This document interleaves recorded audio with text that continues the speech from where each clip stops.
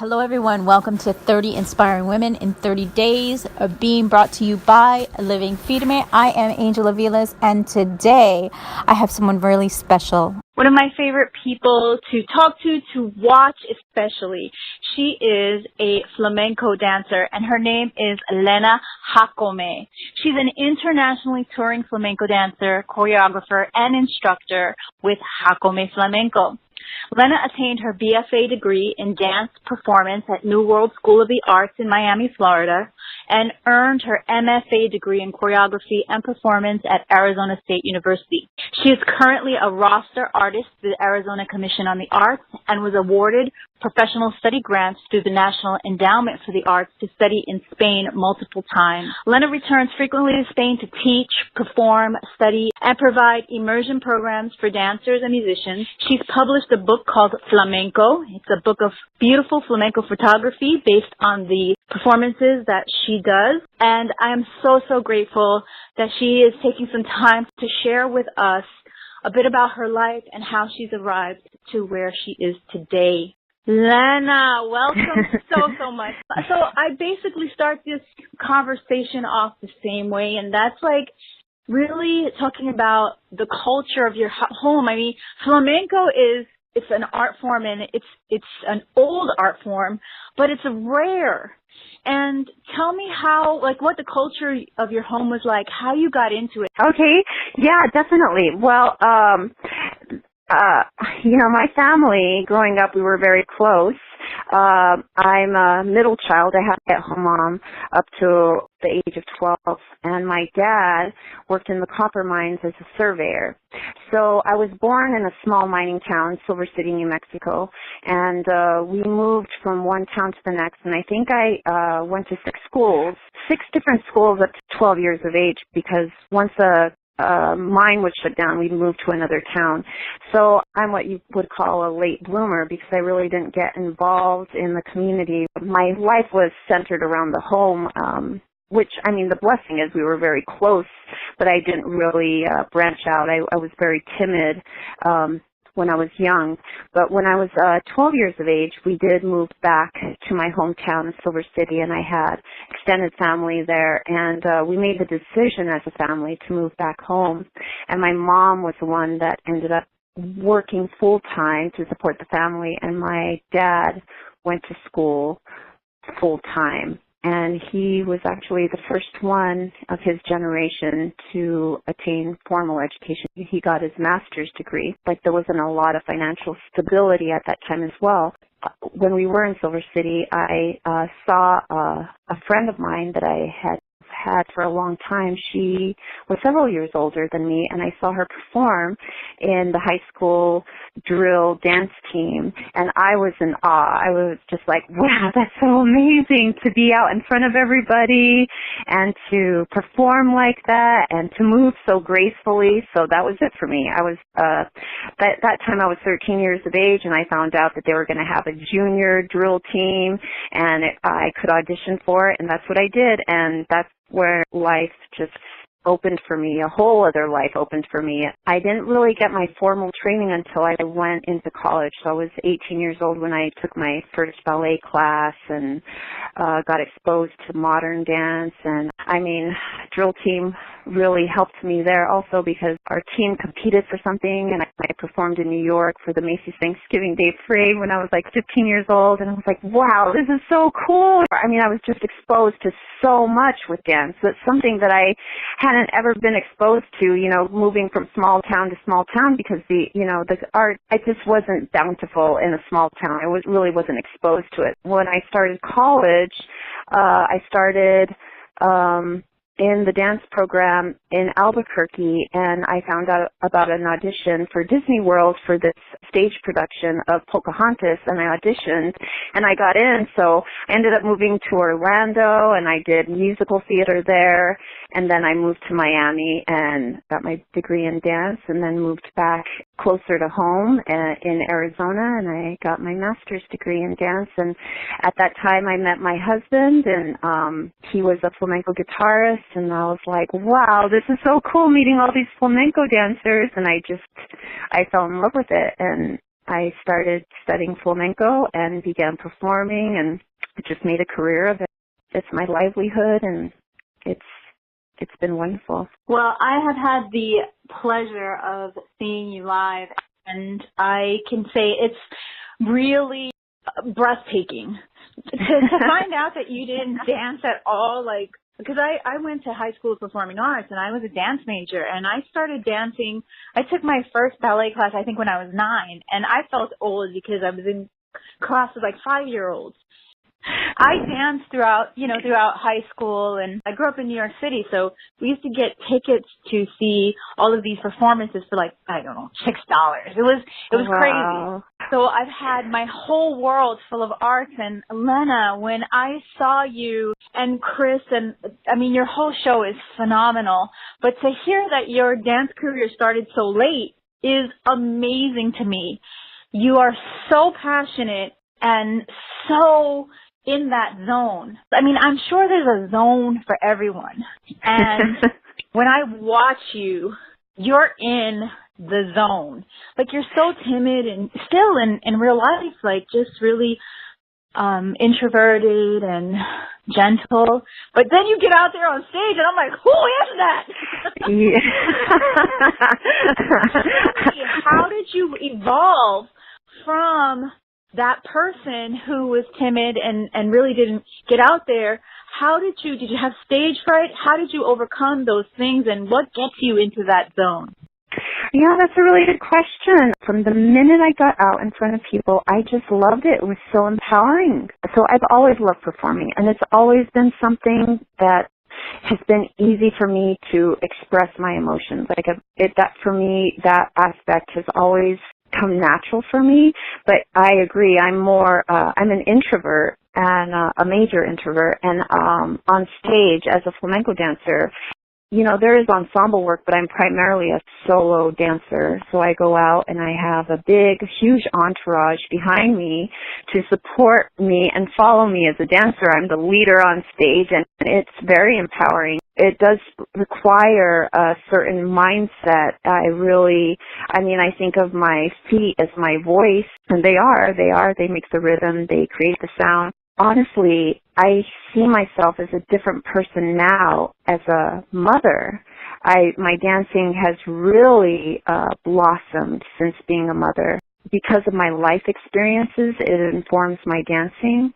And so I think of myself as fine wine. I just get better every year, and the more time I put into it, it just become masterful at what I do. And I think it's just knowing that I put the time and energy, the preparation that is required for any skill, and going out there and knowing that what I'm doing is I'm sharing a gift with someone else, and I do know that it heals, it blesses, it provides inspiration for others to not only just to feel good, but to maybe let them know that it's okay to feel, it's okay to cry, it's okay to laugh, it's okay to be sad. I think of flamenco as being really in your face. The singing talks about the very sad and desolate, talks about death, it talks about joy and birth and rebirth.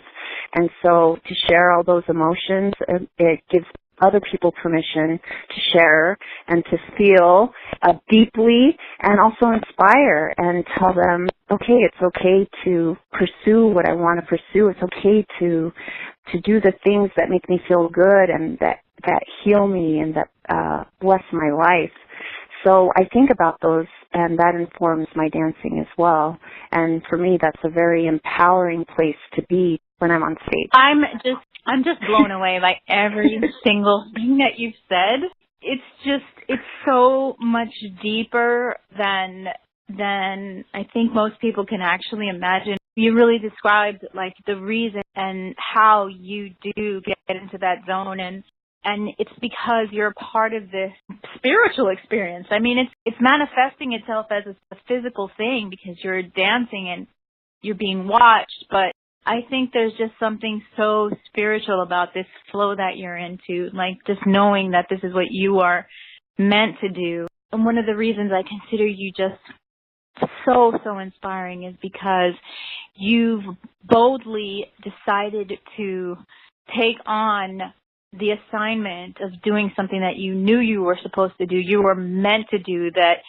And dancing is not necessarily a career that people would say, go ahead, you'll be fine. You know, you're from a small town, you know, where mining was the job, and dance almost seems like something that some people would perceive as frivolous, and yes, it's so important.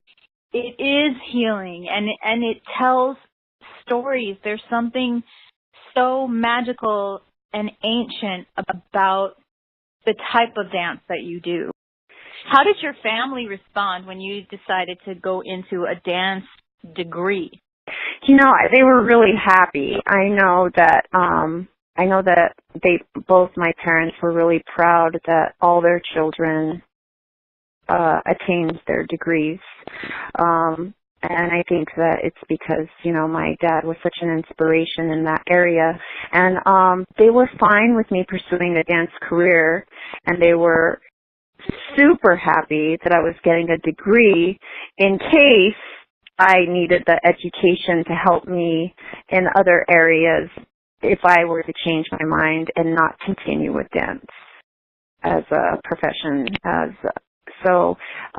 Yeah, but they have been amazing and supportive, and my mom has been wonderful in where she's sewn costumes up for different projects, choreographic projects for my dancers, and they always have made an effort to go and see our shows whenever they can and travel. And now my mom still does travel now with us whenever we go on tour to watch the baby. So it's really amazing and wonderful. I'm really blessed that I've had that support from my parents throughout my life.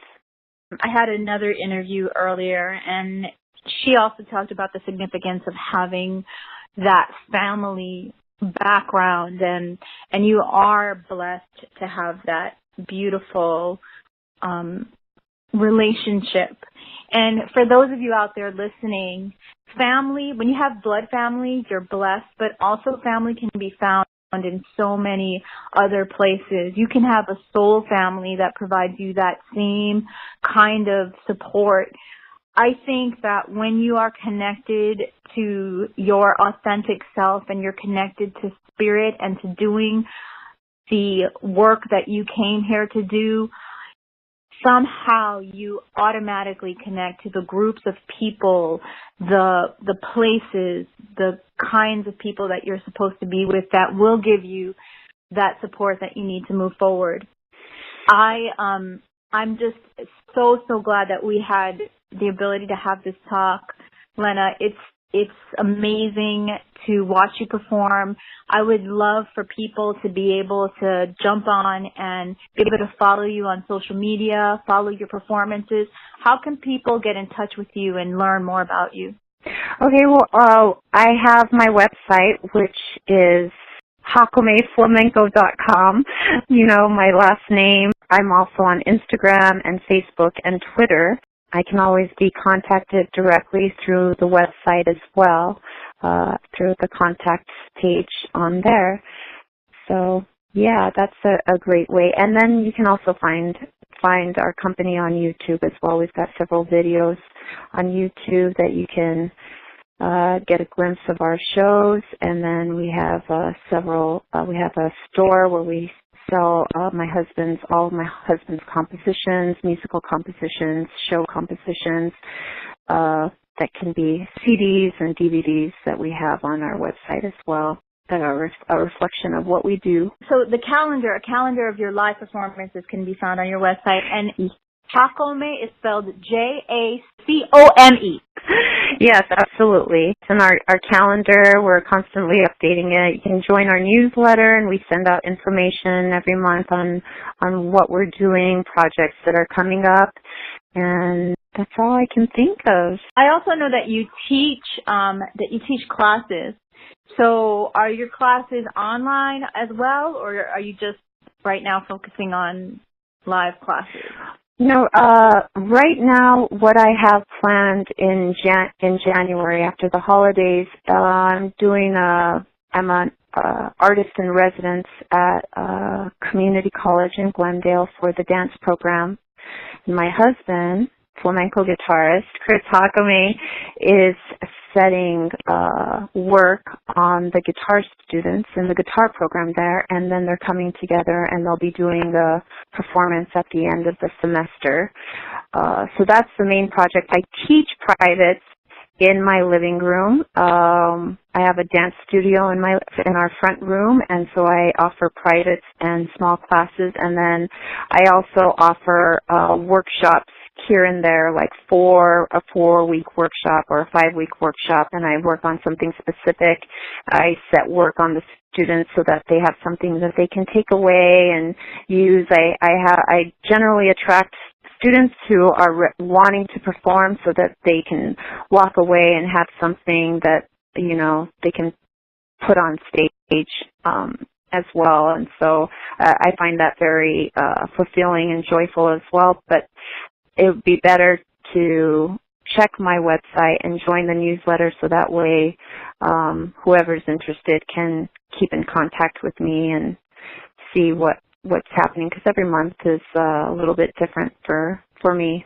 I also have always just admired how incredibly in shape you are.